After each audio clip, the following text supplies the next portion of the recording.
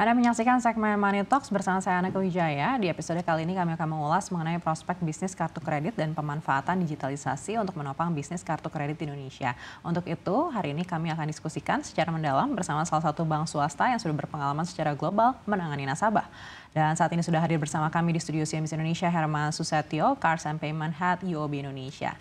Selamat siang Pak Herman, apa kabar? Selamat datang di studio CNBC Indonesia. Selamat siang, terima kasih sudah mengundang kami. Senang sekali kami dapat hadir di studio ini. Sama-sama tentunya Pak Herman. Baik Pak Herman, kalau kita melihat kondisi perekonomian ini, bagaimana evaluasi UOB terhadap perkembangan transaksi digital dan alat pembayaran digital di tanah air? Kalau kita lihat dari segi peluang cukup sangat bagus ya perkembangan digitalisasi di Indonesia.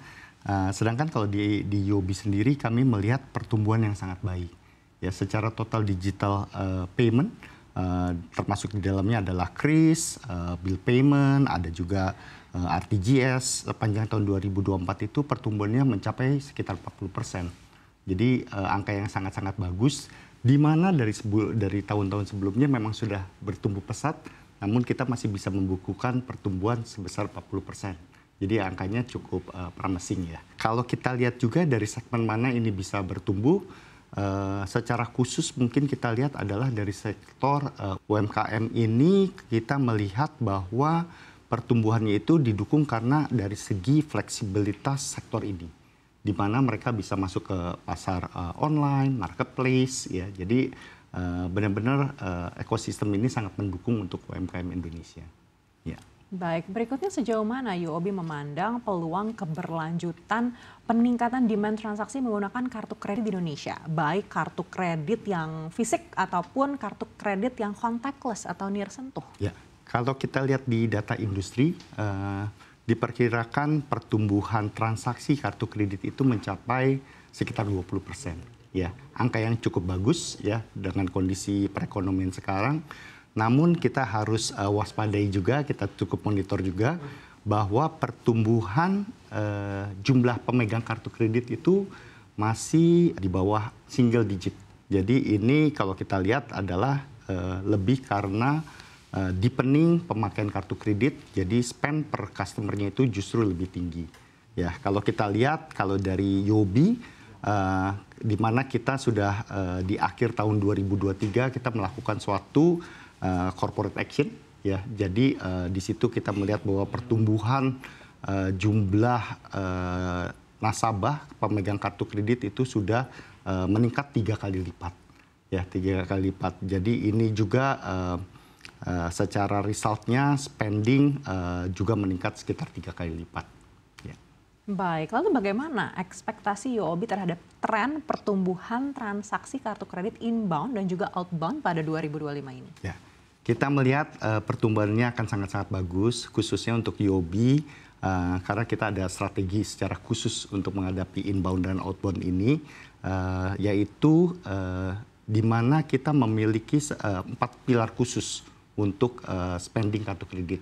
Yang pilar pertama adalah spending, kedua itu ada dining, ada traveling, dan yang keempat ini rada khusus untuk UOB, yaitu satu pilar entertainment. Ini di mana dimulai di tahun 2003, UOB secara grup maupun di Indonesia kita mulai berfokus pada entertainment segment. Seperti kita tahu di 2023 ada konser Taylor Swift ya, itu dimulai dari Taylor Swift dan itu berlanjut sampai dengan sekarang.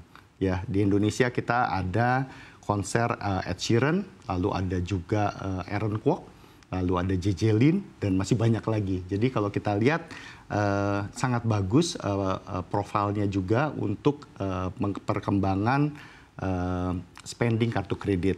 Lalu kalau dari segi inbound dan outbound, kita ada satu pilar khusus yaitu terkait dengan ASEAN Connectivity. Jadi UOB as part of the ASEAN Bank, jadi ini kami punya komitmen untuk meningkatkan ASEAN Connectivity. Di mana kalau untuk outbound ada beberapa kartu kredit yang memang kita khususkan untuk dipakai apabila pemakaian itu di negara-negara ASEAN, itu akan value-nya, rewards-nya akan lebih dibandingkan di negara-negara lain. Untuk inbound, kita bersama Bank UOB di beberapa negara ASEAN juga sudah ada komitmen untuk mendetermine beberapa wilayah di Indonesia sebagai destinasi wisata. Yaitu untuk Indonesia sudah ditentukan bahwa itu Bali. Ya. Baik, lalu bagaimana UOB membagi segmentasi nasabah mengacu layanan kartu kredit yang perseroan sediakan kepada nasabah? Dan apa alasan dari pembagian segmentasi tersebut dan tentunya apa saja perbedaan benefit utama yang dapat diterima oleh nasabah? UOB Indonesia memiliki sekitar 9 jenis kartu. Jadi terlihat banyak, namun memang kalau kita lihat dari kategorinya itu, dari segi value proposition kita memiliki 3 jenis kartu. Ya, yang pertama adalah kartu rewards, kartu miles, lalu kartu cashback. Ya, ini pembagian segmentasi berdasarkan value proposition.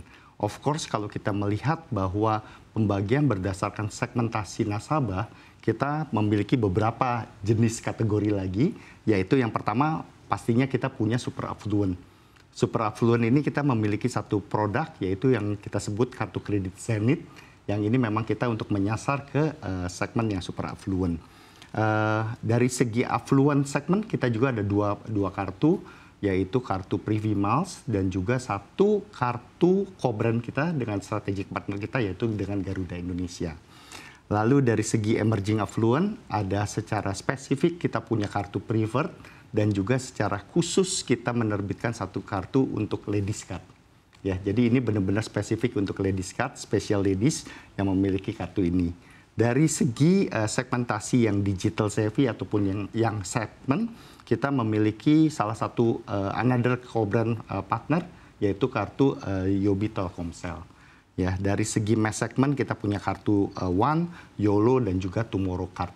Ya, jadi terkesan banyak, namun kalau kita lihat alasannya kenapa kita memiliki beberapa jenis ini, yaitu kita mau make sure bahwa produk-produk ini stay relevan dengan kebutuhan nasabah kita. Baik,